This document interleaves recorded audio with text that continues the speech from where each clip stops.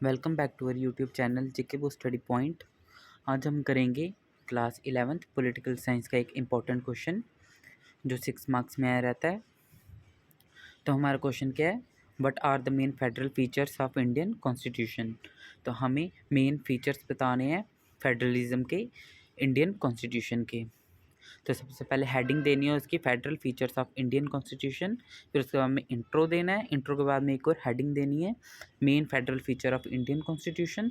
फिर उसके बाद में हमने पॉइंट्स लिख के फिर उनको अंडरलाइन करके इलेबोरेट करना है। तो देखते हैं इंट्रो में क्या है, the constitution of India create a federal system in the country. जो भारत का संविधान है उसने क्या फेडरल सिस्टम को स्थापित किया कंट्री में। In this system power are divided between the central government and state government.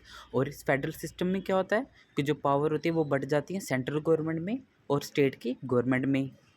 So both can run the country together according to their responsibility, ताकि दोनों है जो गवर्नमेंट स्टेट और सेंट्रल दोनों अपने अपने तरीके से अपनी जिम्मेवारी को निभा सके और कंट्री को चला सके।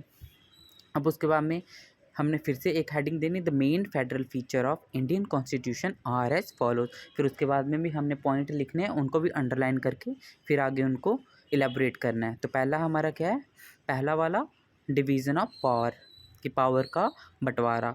Powers are clearly divided between the union को हम सेंट्रल भी बोलते हैं government, and the state government through 3 list in the 7th schedule. तो जो पावर्स क्या हैं वो सेंट्रल गवर्नमेंट में और स्टेट गवर्नमेंट में बढ़ जाती हैं, किसी 3 लिस्ट के थ्रू जो 7th शेड्यूल में मेंशन है। तो फर्स्ट लिस्ट क्या है, यूनियन लिस्ट। सेकंड वाली क्या है, स्टेट लिस्ट। और थर्ड क्या है, कॉन्करेंट लिस्ट।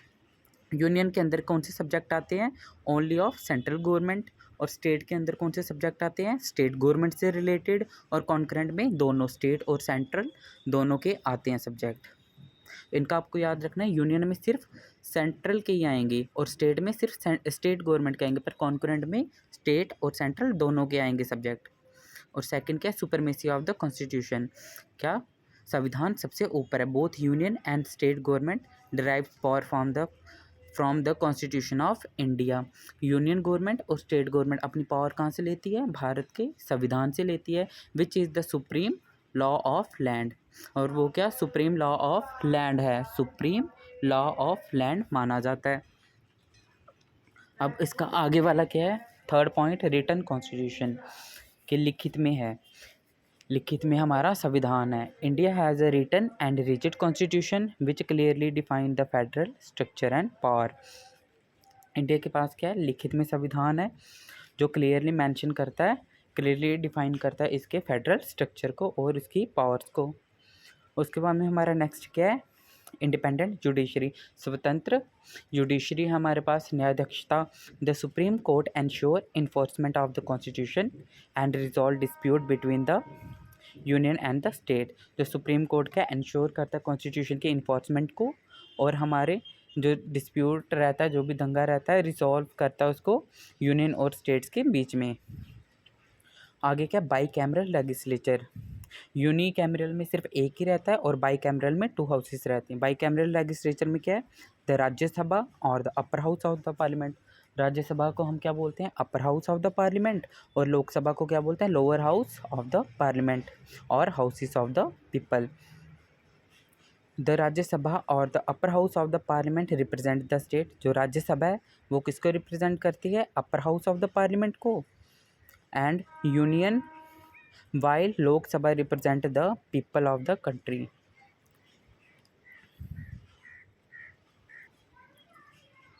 और जो लोकसभा है वो किसको रिप्रेजेंट करता है, पीपल ऑफ द कंट्री। जो एक देश के नागरिक रहते हैं, लोग रहते हैं, उनको रिप्रेजेंट करता है। नेक्स्ट हमारा पॉइंट क्या है, रिजिड अमेंडमेंट प्रोसीजर। कि रिजिड प्रोसीजर रहता है अमेंडमेंट का, certain constitutional amendment affecting federal feature. कुछ कॉन्स्टिट्यूशनल अमेंडमेंट रहते हैं जो फेडरल फीचर को अफेक्ट करते हैं, require approval by both parliament. और क्या अप्रूवल चाहिए होता है, दोनों पार्लियामेंट की तरफ से। And majority of states safeguarding state powers. और उसके बाद में क्या, ये स्टेट्स की पावर्स को सुरक्षित रखती हैं। फिर ये वाले हमने पॉइंट्स को सभी को लिख के अंडरलाइन करके उसके बाद में इलेबोरेट करना है और एंड में एक कंक्लूजन भी देना है, निष्कर्ष भी देना है कि हमने ऊपर क्या लिखा है। तो कंक्लूजन में क्या डालना है, at last we conclude that these federal feature help maintain balance and cooperation in governing the country, कि ये फेडरल फीचर हैं, यही मेंटेन करते हैं बैलेंस और कोऑपरेशन को कंट्री को चलाने के लिए। तो ये थे हमारे कुछ federal feature of Indian constitution.